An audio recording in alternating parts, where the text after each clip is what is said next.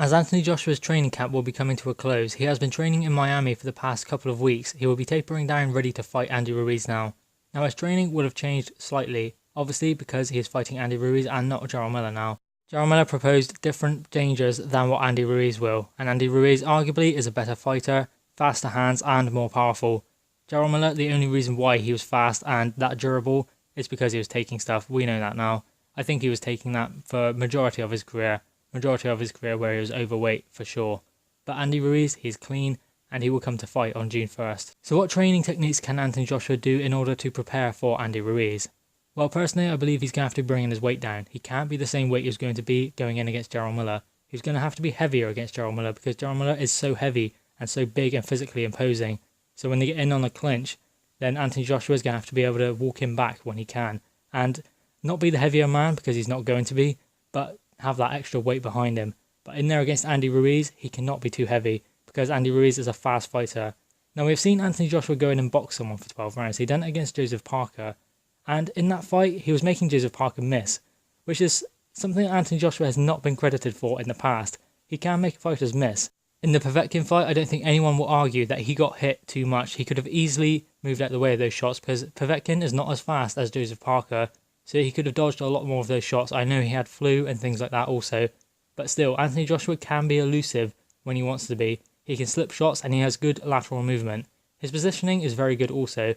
So he shouldn't really be in the position of getting caught too often. But what Andy Ruiz will do is fight Anthony Joshua the same way Canelo tried to fight Gennady Golovkin. And it did work. But for Andy Ruiz, it's going to be a tougher task.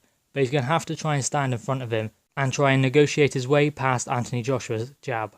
But what Anthony Joshua will be doing to counteract this is obviously being a lot lighter. Now it's not great that he was bulking up for Jarrell Miller and then maybe he's going to have to cut down for Andy Ruiz. During the same camp, that's not great. It's a lot of stress on the body because training camps are very stressful for fighters. And often fighters have harder training camps than they have fights. Now being lighter will improve his mobility and his speed also, which is going to be vital in there against Andy Ruiz. I know Andy Ruiz does not look like much, but he is very fast. He has quick hands, especially for his size. So what Anthony Joshua is going to have to do is try and keep him on the end of the jab. But the only thing is, Andy Ruiz, as I said, will be trying to negotiate his way past that. So Anthony Joshua is going to have to pump that jab out and move his feet. Footwork is going to be very important in this also. That comes under mobility. So being lighter, that will help him a lot in order to shuffle his feet out of range and then shuffle his feet into range also. Now, timing beats speed in boxing, and Anthony Joshua is going to have to time his shots very well against Andy Ruiz because Andy Ruiz will be coming forward. He will not come forward in straight lines also. If he does, then he's pretty stupid because he's going to walk onto something. But the only other thing is, Anthony Joshua does throw hooks. He doesn't throw many straight shots. He realised in the Alexander Povetkin fight, he had to throw straight shots in order to keep him pinned back. Because otherwise, what Povetkin would do is duck under his punches and then wing his shots over the top. And that's exactly what Andy Ruiz will do if Joshua does the same.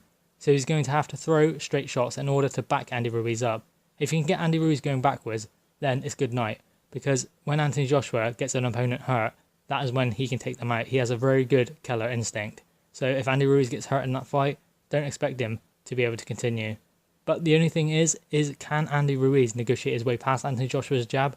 Is he mobile enough in order to get himself into position? Or will Anthony Joshua be too clever? As I said, Anthony Joshua will be cutting his weight down. He has to for this fight. He cannot go in there the same weight he's going to be against Jarrell Miller because it won't work. It won't work against Andy Ruiz because Andy Ruiz is a faster opponent. He has to be light and nimble in there against Andy Ruiz. Now I know you could easily say that Andy Ruiz is a walkover job, but that is always the biggest banana skin in boxing when you think the opponent cannot win. If you look at two opponents and you see one that cannot win, there's no way they can win, that's usually when they can win. I mean, look at Tony Bellew and David Haye. How can Tony Bellew win? Yet he done it. So that's always the banana skin in boxing, when you believe the opponent cannot win. That's always when the shock comes. But guys, what are your thoughts on the fight, Anthony Joshua and Andy Ruiz? Who do you have winning? Do you think Joshua will stop him early, or do you think Andy Ruiz will be able to take Anthony Joshua into deep water? Please drop your thoughts in the comments below, please like the video and subscribe for more content. Thank you guys.